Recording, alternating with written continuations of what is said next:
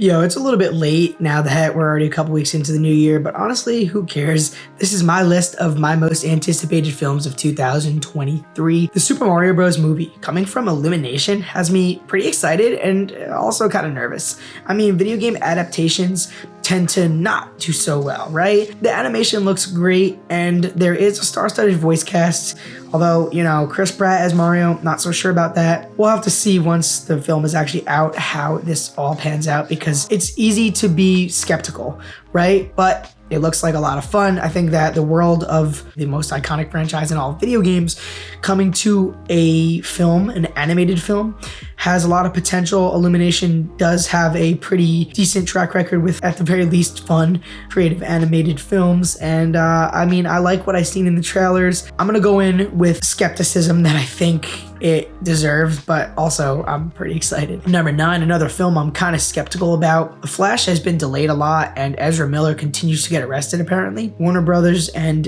DC continue to shift things around in their schedule for releasing films, and now James Gunn is going to be at the head of things, and everything is changing, right? So like, I don't know. The Flashpoint Paradox story, if done well, I think it could be really awesome. I did talk about that in my most anticipated comic book films video. I do believe that this film has the potential to be really cool. I think the story and the source material it pulls from is honestly very good, but all the delays and everything and the trouble over at Warner Brothers does make me nervous, but a reset to the universe could do a lot of justice. Christopher Nolan's next film takes number 8 on my list. Oppenheimer tells a true story, the development of the first atomic bomb. This story about Oppenheimer should be pretty interesting at the very least. We're talking about a director who really knows how to make an epic and exciting and interesting film. Christopher Nolan's track record is very, very good. Obviously, you don't need me to tell you that. Star-studded cast too, like it's got so many high-profile actors and actresses in there, so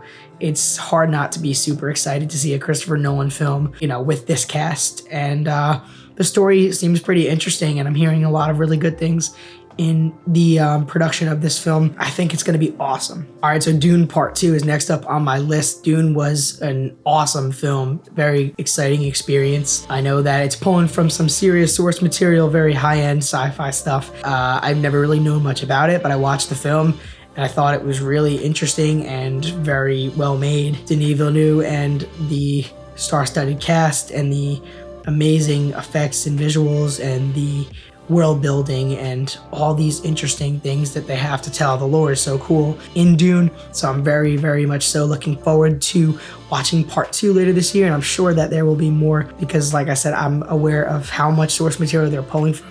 Very exciting stuff to see Part 2 of this epic film. Number 6 on my list is Creed 3. Michael B. Jordan has proven himself to be a very good actor, and I'm excited for his directorial debut with Creed 3. I really like the first two. I mean, the Rocky films are iconic, and they've done, you know, what they've had to do, but now Creed is the new era, and this looks like we're really going into a story that doesn't need to rely on Rocky here, and I'm very excited to see the dynamic Jonathan Majors coming in as the main antagonists, looking like a beast.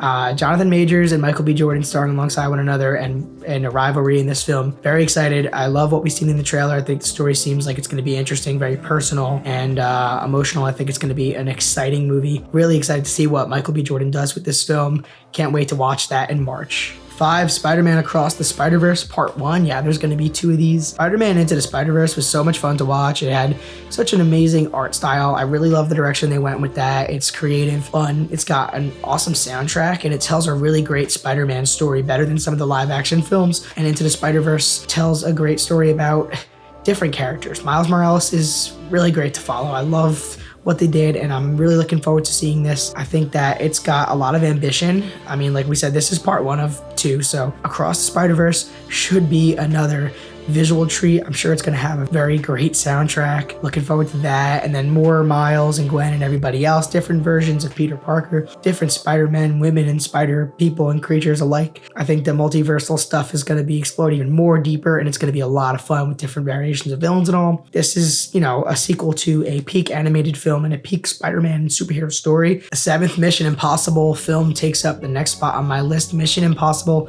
Dead Reckoning Part 1. Just like Spider-Man Across the Spider-Verse. This is part 1 of 2 here.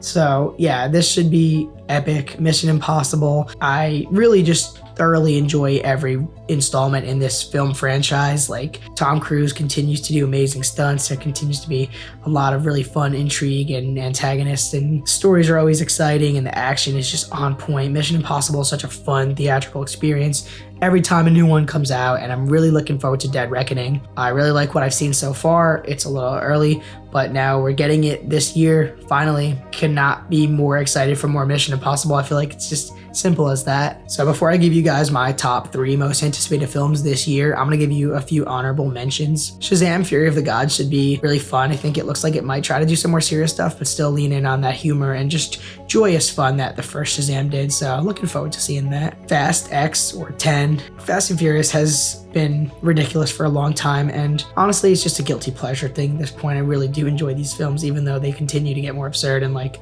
I'm not looking for high quality storytelling or anything, but just more fun with Dom's crew and all the cars and everything. Indiana Jones and the Dial of Destiny. I can't believe that we're seeing a new Indiana Jones film after all these years, and I'm a little skeptical because it has been some time. It looks like it's going to be really fun though. It looks cool. I mean, like, hopefully it's a return to form for Indiana Jones. Blue Beetle, we don't know too much about it at the time of recording, but I feel like it's going to be a little bit more of a personal story for a DC comic book film, and like, if the stakes are lower and it's more just an interesting and intimate story about this character, has some fun with it, I'm all for it. Wonka, a new version of Willy Wonka starring Timothée Chalamet, telling some stories about him from the past. Pretty excited. I really like Timothée Chalamet, and I really do love Willy Wonka and Charlie and the Chocolate Factory as well, so looking forward to seeing a new take on this world. Number 3 on my list is Ant-Man and the Wasp: Quantumania. I think Jonathan Majors looks so good as Kang the Conqueror. Been really excited for this antagonist. You can tell that this is going to be big stakes here, as they're leaning into him getting ready to become the main threat that the MCU will be dealing with over the next couple of years. Very much so looking forward to an exploration of the quantum realm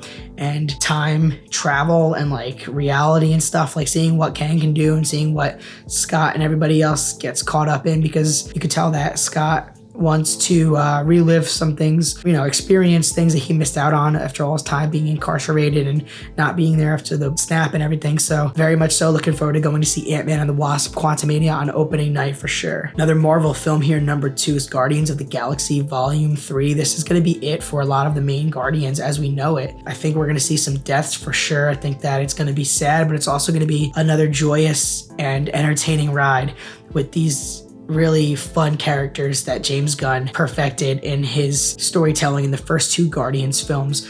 Very happy to see Gunn back, giving us another Guardians of the Galaxy movie. We're going to see our main cast of characters dealing with all sorts of stuff here. We're getting some interesting new characters like Adam Warlock and the High Revolutionary. This film is going to explore some past of characters like Rocket, it looks like. And overall, I mean, it's hard not to be excited. The trailer shows a lot of great stuff with that blend of some serious stuff that feels like we're going to be in our feels, but also the humor that Guardians of the Galaxy has nailed. So how could you not be so excited to see Guardians of the Galaxy again? John Wick Chapter 4. I put this in number 1 because I think that John Wick and the 2 sequels are just so easily rewatchable, so entertaining.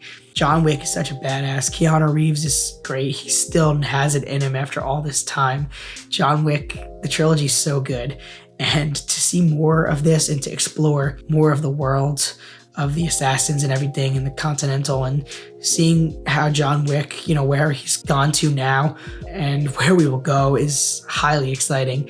It's just hard not to look forward to more of this action, the choreography and the action, everything about it.